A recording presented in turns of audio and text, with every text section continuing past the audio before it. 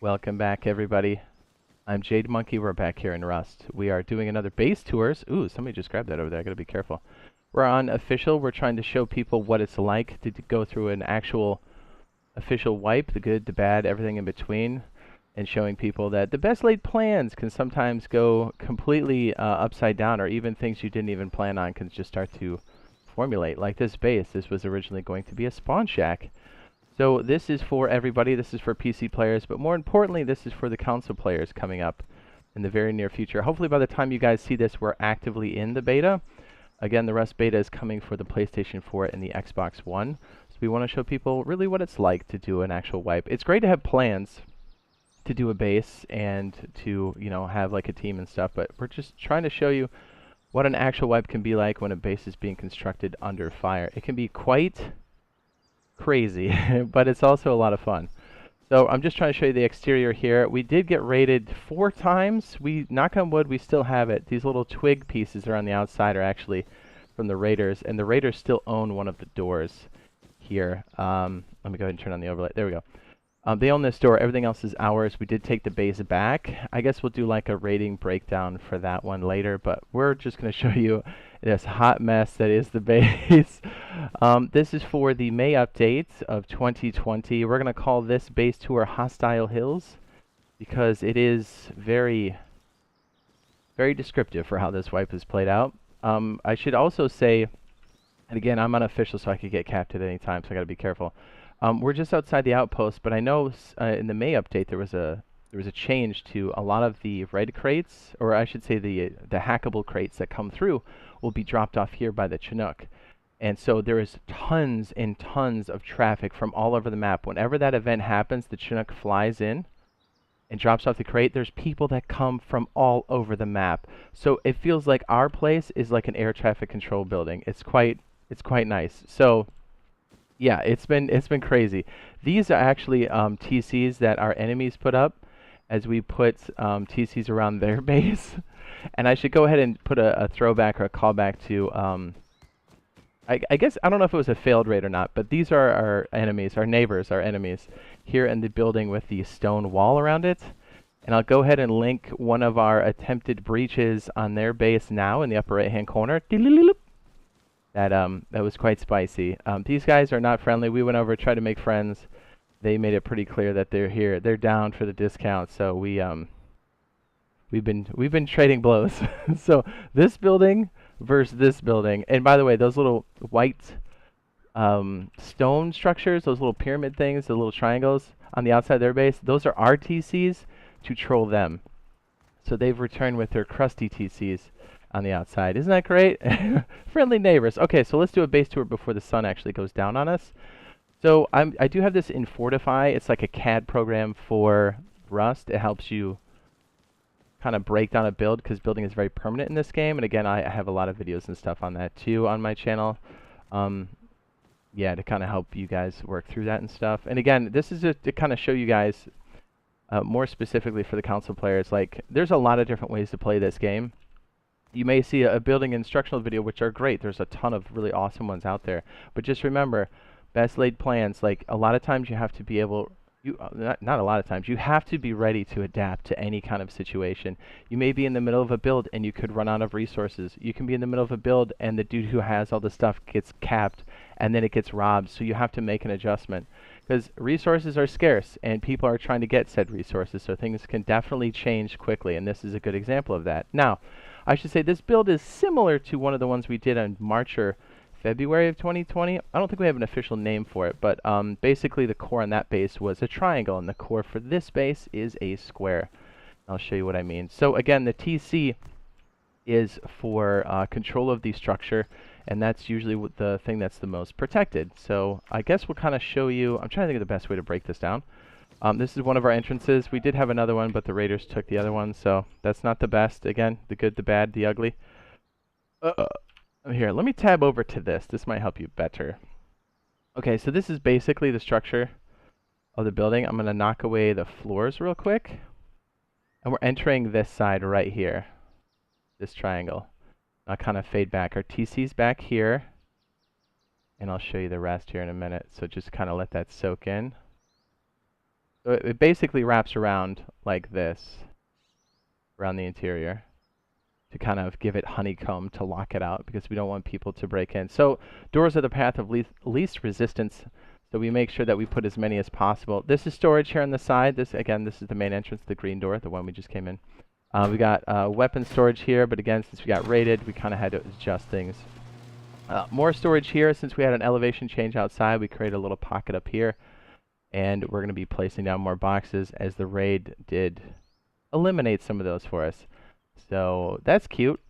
So I'm going to show you the raid door that they did take over, which is right here. I have to be careful to make sure they don't. Okay, so they're not there. This is the door they controlled. They basically blew in and threw a TC down here, and we had to take it over. But that's another video for another time. This has become now airlock space to dampen them from coming back in. But you can see this armored wall here, and this armored foundation is where the TC is. I'm going to go ahead and tab out and show you in the CAD program, or it's Fortify. We're sitting right here in the base. So we're looking at this foundation and this wall. Let me back up so you guys can see it again.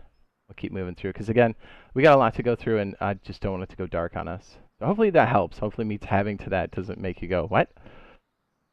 Okay, so we're going to tab back in, and this is our first floor. You usually want to have your first floor for a lot of storage. Since we have so many people, and they're really good at resourcing and doing what they do, we need to make sure we've got plenty of room. So, again, this airlock, you've seen this quite a bit. We call this a single pass-through airlock. It's a triangle that has doors opening in like this, and the reason is so people can't, I'm trying to walk through and I can't.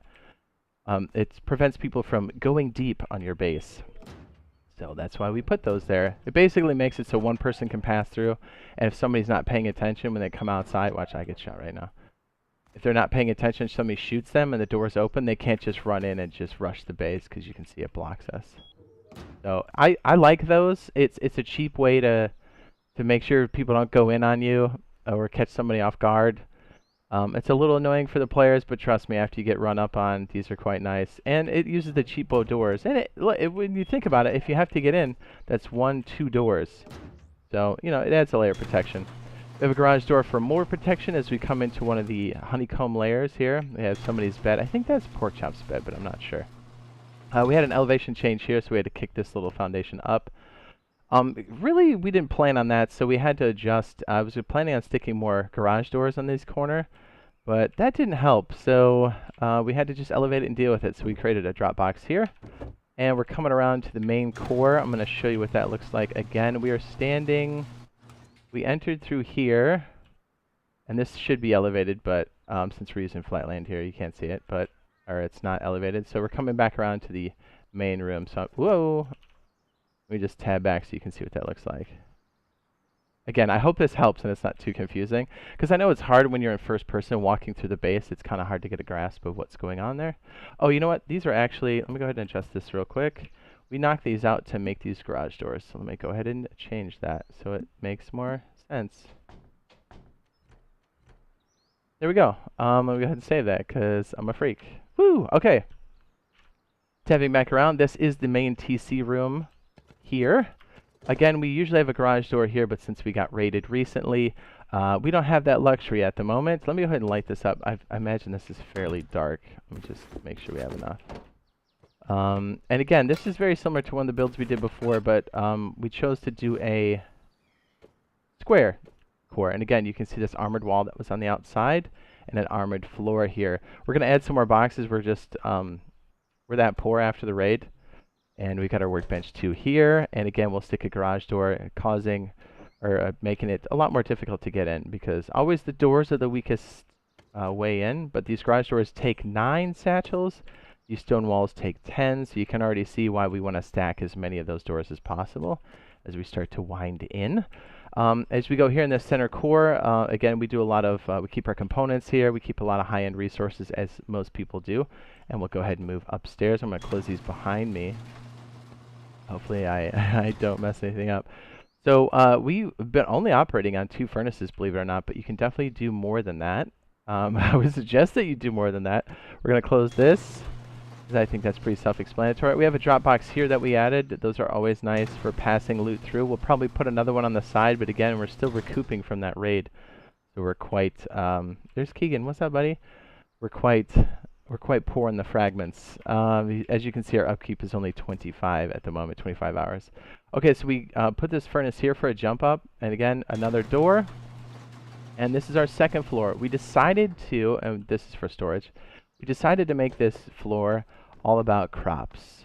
Because with the May update and Farming 2.0, we're really trying to play around with the new irrigation system, the pumps, the purification system. Here's one of the units here. Here's the water pump. We basically have to grab water from, I guess it's worth saying. Okay, yeah, we basically have to grab water from the bandit camp. It is salt water here for some reason. So we have to journey from here, from this square with a bunch of blue barrels and fill up salt water, take it here and process it in our water processing area. Let me go ahead and show you how this works real quick, just so it's not totally confusing. Okay, so this is the purification system. We have it all powered. I have another video on this, and I will go ahead and link that now in the upper right-hand corner. Hopefully that's done by the time I do this.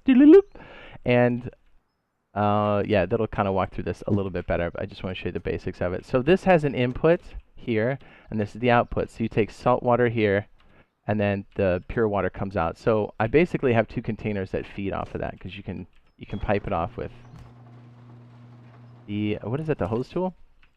This is the salt water, which is probably empty, and this is the purified water, which we're extremely low. And so when it comes in, we dump all those barrels in here. It goes through the purification system, gets clean, stays here. Then our irrigation system downstairs, as it goes through the ceilings, we have sprinklers that the clean water is connected to, so we can do this and grow crops. Nice, huh? Because feeding, I was going to say feeding your employees. I mean, I guess it's Rust employees, right? Feeding your team members is very critical. Feeding yourself is critical. So having a little grow operation inside of your base isn't the worst thing. We tried this. I don't know. We can make some. I think we'll take this setup and place it maybe in the honeycomb on the first floor next time. But we're just experimenting to see how many of these crop plots we can fit in here. Does it grow enough food for us to eat? Because when you spawn in, you definitely need food, and it's rough. Okay, let me go ahead and show you. Hopefully that makes sense. Now this is backwards. We actually have our beds here, and the grow up comes around. But you can see that we have a U shape here on the second floor, and our purification system comes back here. Let me just fly up. That kind of makes sense. And our jump up is over here. We'll leave that for a few seconds.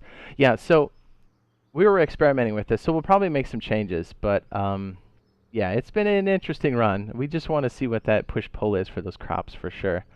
So, okay, to explain this floor a little bit better, hopefully that makes sense. You guys are probably like, what's this? If you guys have any questions or if I missed anything, be sure to leave them in the comments down below, as I do read those. And yeah, especially if you have questions, if you're new to the game, or you're playing in the beta, or you're excited for the beta that's coming, yeah, let us know. Drop it down there. I'll be like, what's up? Okay, so we creating honeycomb, and again, our TC is right below this square. I wanted to create honeycomb, so I created full-blown floor. So if somebody decides to come in from the top, they have to blow through this middle floor and then blow through the bottom to get to the TC. If somehow they, you know, figure out where the TC is. And we also create storage out of this. We'll have boxes down here. We have boxes up there, and we have a garage door. And it creates honeycomb for the entire base. As we have this giant grow operation U, again, we've got these other pockets like this that can be used for storage. We stick a lot of our crop things in there as well. It's been working out. Check it out. Nice. There's our salt water that we have to convert. We'll be doing it later for sure. Again, since we got raided, things are kind of pushed around. We have these lockers, which are really nice. This locker we've dedicated for water runs on boats. And since we have a helicopter, that is very doable, especially if we have 2 or more people online. You basically get somebody geared up in a scuba suit and you drop them off in the water. The helicopter comes back, and when the person's done, the helicopter goes and picks them back up. It's a good way to move the needle when you're under constant fire. Is that an attack helo? Yes, it is. Because you'll definitely see probably while we're doing this just how crazy it is out here. You'll hear gunfights just erupt. This has been hostile hills to the max. Anyway, so we're going to keep moving back around here as I don't want to burn all the daylight. Our purification system, our grow operation. This is our jump up. Since we do have a helicopter pad upstairs, I do keep some fuel, some repair. Let me go ahead and take this off because I know we're going outside and I don't want to get shot by the helicopter. Oh, Okay, word. Somebody's taking down that attack helo. Cool. So we have repair fragments and fuel for the helicopter that's upstairs. I'm going to go ahead and take this out because we've been using this to jump to the rooftop as well. Hopefully I don't get capped. So yeah, we usually like to keep these like on the floor below. So the reason behind that is if the helicopter needs to be taken out quickly, it's just a place to do so. And also those repairs help keep the helicopter. If you didn't know, the minis can be kept in your base longer. Basically the decay doesn't happen as quickly when there is... I'm just sorry, this is out of habit. I shouldn't be closing these because we got to walk through it. Out of habit, we've been closing doors. But anyways, yeah, so we keep those fragments here so we can keep the helicopter for longer. I am going to close that just in case somebody's waiting on my rooftop. Ah, these scumbags. Okay, the raiders came through and definitely did this. They're going to get rid of it. Okay, so this is interesting. So you're probably like, hey, that's cool. The water pump and stuff, that all takes power. Where are you getting your power from? Well, our power is derived from... Oh, hello. Is derived from... I think that's our neighbors. Hey, guys, what's up? Really friendly. Can we have some sugar? No way? Okay, great. We derive our power from these solar panels here. We have one east, west, and then one in between to kind of catch the power for the day. And our power comes in through here. We basically had an extra spot on that side to basically place a battery, maybe throw off the raiders.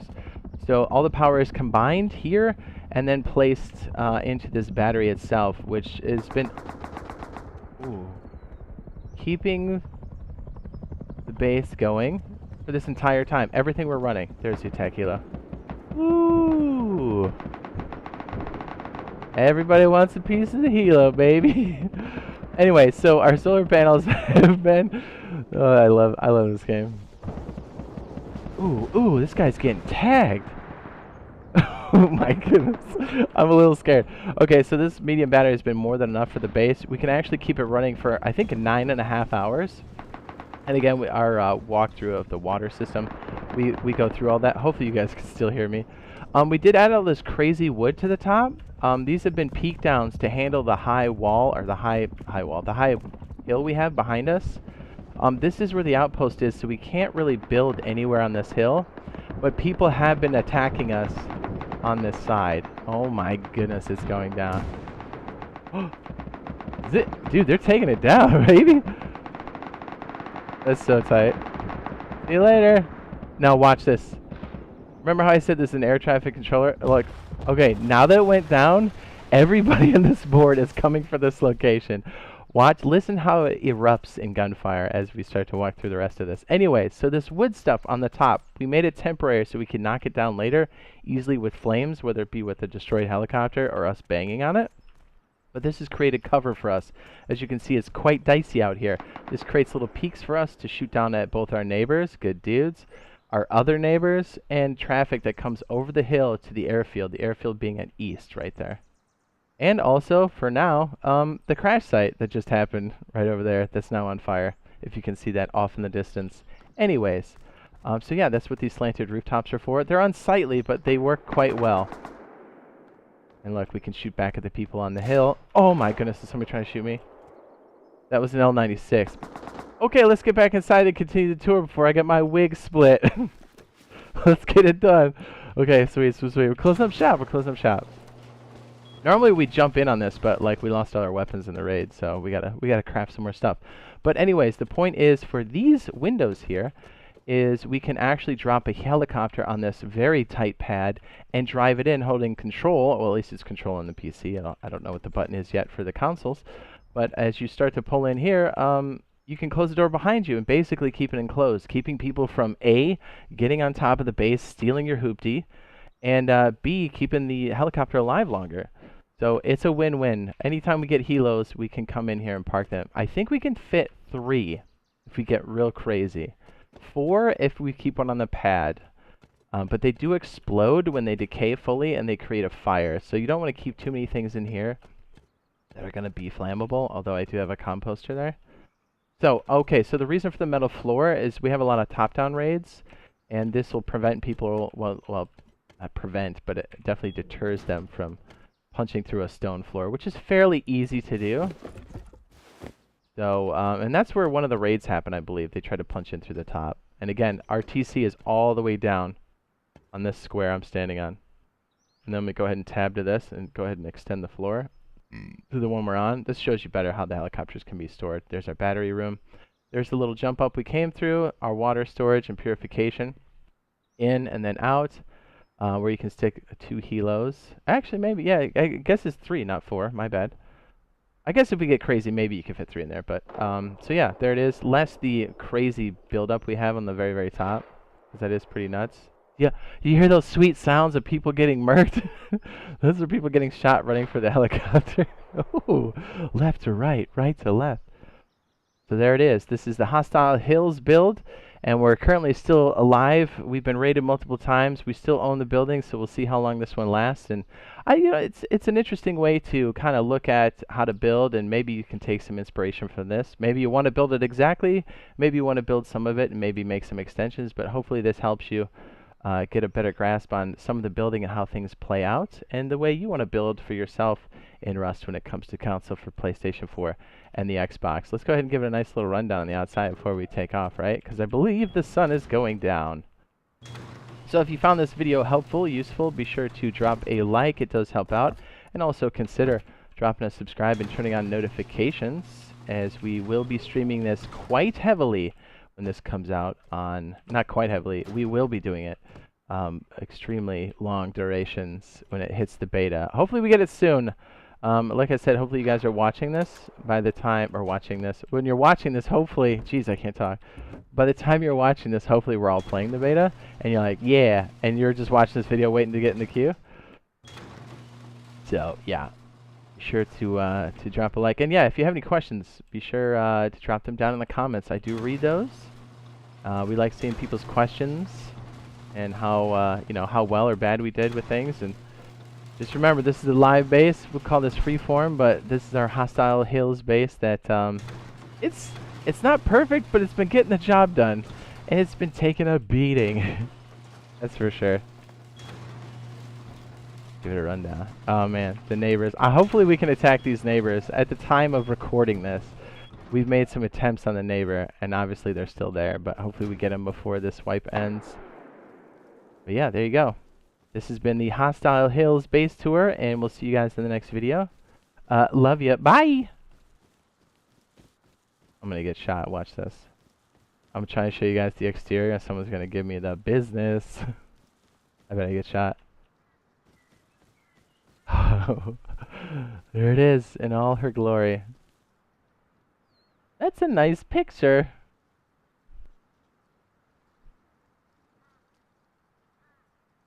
Alright, we'll see you guys later. Bye bye!